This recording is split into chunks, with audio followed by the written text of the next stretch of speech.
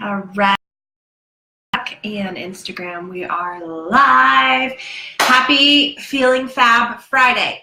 I am fighting off a little cold. There's a lot of sickness going around here in Santa Barbara. I'm telling you, the stores were like empty of cold stuff. All the health food stores, all the cold things that I would usually take, I couldn't find any because everybody's sick. So good times. I think next week I'll do a video on how to overcome cold and flu season naturally to help your hormones, obviously, because the more medication we put in our body, not necessarily a good thing. All right, today we're going to be talking about estrogen. Who's excited? I am. This is my favorite hormone for many reasons. This is the hormone that makes us women. Okay, and men have estrogen too, hopefully not too much. If they do have too much, then they run into problems as well. But this is the juicy hormone that defines us as women, okay? It sets us apart, which I love. And it shows up in many different ways. Some of the ways that it shows up for us is making us have breasts and hips and thick, full hair and a high sex drive and to be bubbly and vivacious. And estrogen is the hormone that makes you want to start a new workout program and show up really bubbly with people and put effort into your appearance. All these things, making us be more positive mood. Happy. All these things are really important, and estrogen is the hormone that does that for us. It also does a lot of scientific things in our brain, and I'll get into that in a minute. It is produced in the ovaries.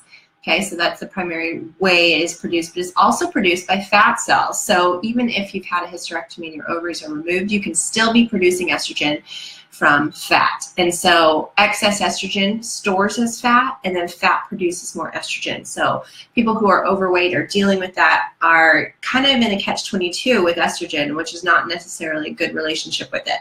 It's also produced in the adrenal glands in small amounts, and this is what happens in menopause, that we revert to a different kind of estrogen being the primary form of estrogen that's in the body.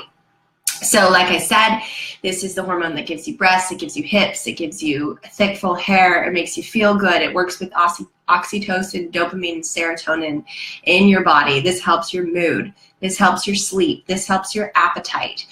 This hormone helps your skin have full collagen, so you look younger. Estrogen gives you a lot of that. When you get older and your estrogen starts to deplete, that's when you start to see everything start to sag. And even women postpartum can notice a change in their skin and their face because estrogen can really fall in postpartum. And if you're not doing anything to build it back up, you start to feel like you look a lot different. It also is really important in the brain and helps with all those feel-good hormones that make you feel positive and good about your day. So it's very important, right? This is also regulated by the menstrual cycle, and when we have too much estrogen, it can cause issues for us. This hormone, if you don't have enough of it, it is what produces the uterine lining growth. So we need a thick uterine wall in order for a pregnancy to happen. So it's the first half of the cycle, estrogen dominates and should be running the show, and progesterone is the second half. And we'll get into progesterone next week. But you can kind of think of them, as we're talking about it today, like they do a dance, okay? And just like any partners in the dance, there needs to be a leader and a follower, and something can happen when estrogen is leading too much and overtakes progesterone. But you can think of estrogen as like the balloons or the kite that's flying high, very free and flowy, and progesterone is the anchor that holds that estrogen in place. So if any one of those are out of balance, now we have an issue. Either our kite has flown away, we've lost our minds, it's gone, or the anchor is too heavy, pulling us down into the depths of despair, which progesterone can do if not balanced by estrogen. So there's 3 different types of estrogen in your body, and we'll get into those in a minute. During pregnancy, the placenta also produces estrogen, and it also helps with lactation when you're trying to breastfeed. So if you're having issues with breastfeeding, not producing enough milk, you want to increase your estrogen levels to help that. Bone formation. This is a really important role estrogen plays. So as you get older and your estrogen goes down throughout menopause, you begin to become more at risk for osteoporosis. So this is a reason why we need to be careful about our bone density, how we're working out, all those things to increase that so that we're not in a risk for issues with that. All right, so let's talk about how low estrogen shows up first. which can happen to women as they age, or even women in their younger years if they're, I don't see as much low estrogen in my younger clients. They typically have excess estrogen, and even women who are older are having excess estrogen more than ever in history because of all the xenoestrogens we are exposed to. I'll get there in a minute. But low estrogen shows up as hot flashes. It shows up in dryness all over the body, in your joints, okay? So I call it the juicy hormone for a reason. It makes your vagina lubricated for great sex, and it also makes your joints lubricated so that they don't feel like they're achy all the time. So if you're feeling really stiff joints and you're feeling really dry everywhere, eyes, mucus, membranes, vagina, you probably have some low estrogen on your hands. So this decreases as we age, and we want to make sure that in our aging that we age gracefully. We can do that through different natural means of increasing estrogen in the body, so that's not so drastic of a drop. The other thing that can cause an issue with estrogen is a fatty liver. So the liver and estrogen are really connected, and I'll get into that in a minute. But when your body isn't able to detox phase 1 and phase 2 of estrogen, we get into some problems, and that equals too much estrogen. Okay, so too much estrogen is going to show up, on the other hand, as weight gain, especially in the hips, butts, thighs area, in the booty zone. It's increasing your risk for breast cancer. So this is not just, I can't fit into my jeans. This is, I'm at risk for some serious cancer situations such as cervical cancer, breast cancer, uterine cancer. All those things are increased from excess estrogen. It also makes you more have a disposition towards injury because of the ligaments in the joints. So we don't want our joints to be too juicy, where we're able to get injured more often, but that can happen with excess estrogen. Estrogen also can show up as acne, typically in this area is excess estrogen.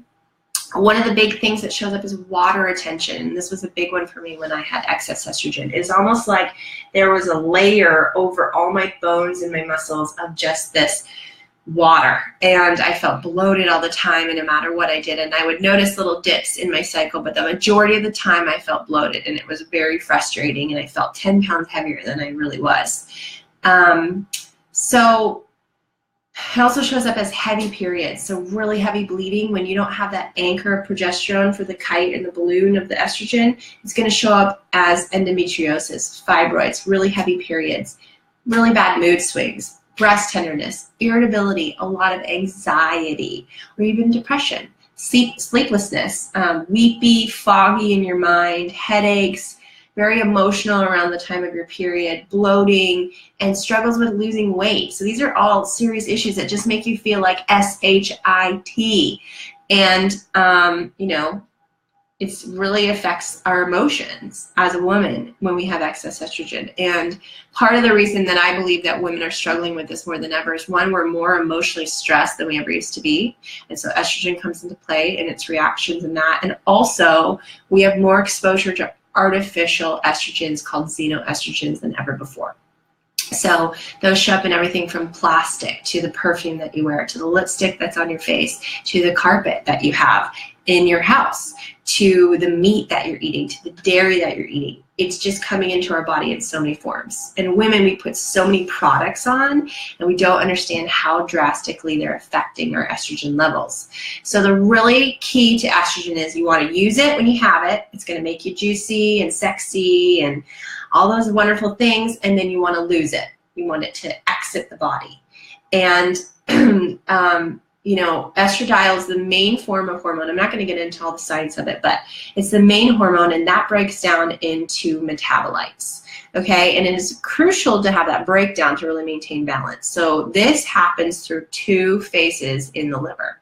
Phase 1 is when it's going to convert from that main form of estrogen, 2 forms actually, into metabolites. You can think of the 2 main forms of estrogen as the mom and daddy, and the metabolites as all their little babies. And then from there, we want the metabolites to then excrete from the body. So they're going to latch on to different components in the body and be excreted through poop and pee. And so you need both phases to happen. If you don't have phase 1 happening, we can run into issues with too much estrogen in the blood, and this becomes carcinogenic. And this is putting at risk for cancer. If you don't make it through phase 2 and it's not getting excreted in the body, it's being back absorbed through your gut into your body. And now we're circling and we're in this cycle of it storing as fat, producing more estrogen, and you can see how it's really a disaster.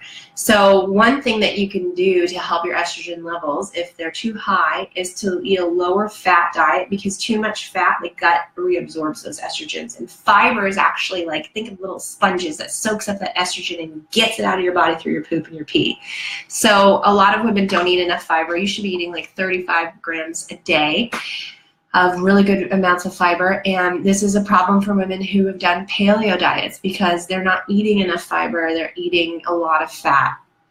And avocado slathered on this, and bacon on that, and meat, and all these things that are not giving them fiber. And fiber is essential for women for hormonal health. So I'm talking to you, paleo peeps. You need to be eating enough fiber. If you can't get it through natural means, through leafy green vegetables and whatnot, you can add a fiber supplement, which is something I recommend to my clients, and add that easily to your day. So the thing that you can do if you have low estrogen, you want to eat, think of food as therapy for the body, okay? So food can really be medicine. You want to eat things that are going to increase your estrogen, things like hummus, flax seeds, pomegranates, all these things are lentils. All these things are going to increase estrogen. If you already have excess estrogen, you don't want to be eating these things. If you have low estrogen, you're having hot flashes, you want to increase those things in your body. And I also help my clients find natural herbs and supplements to help their specific needs. So your question may be, Amanda, how do I know? How do I know whether I have excess estrogen or low estrogen? You can base it off some symptoms, but then there comes an issue where some symptoms and hormonal issues overlap. And you'll hear that when I talk about low progesterone next week and what progesterone does. So the best way is to test. And I offer hormone testing to my clients so we can know specifically what's going on in your body, and I can give you a protocol specific for you, okay? So I invite you to book a call with me. I'm going to post the link in this video on Facebook, and on Instagram I'll post it in the profile. And you can book a free 20-minute call with me where we can go over a hormone quiz and kind of figure out what's going on for you. I just want to reiterate, this is not just about fitting in your jeans. And I know a lot of women come to me because they want to look good, but it's also about feeling good. It's also about showing up well in your body. And hormonal balance is a process. It takes time, and I help my clients get there one step at a time, and help them know how to feel at home in their body instead of fighting with it all the time. So it doesn't have to be the case, and I just wanted to share this with you on this Feel Fab Friday. You need estrogen to feel good and sexy. You need it to help your sex drive. You need it to help your hair be thick and full. You need it to give it you curves and juiciness, but you don't want too much. You're going to be storing it as fat. You're going to be feeling moody and depressed. You're going to feel bloated. Your periods are going to be out of control, bleeding everywhere. You're not going to be able to hold a pregnancy well if you have excess estrogen, all that stuff. So we need to find a balance, and that's what I'm here to do. So have a fabulous Friday. I hope you feel awesome, and I look forward to seeing you next week. Post any questions you have for me in the video below, and I will post the link to book a call with me. Thanks, and have a great day. Bye-bye.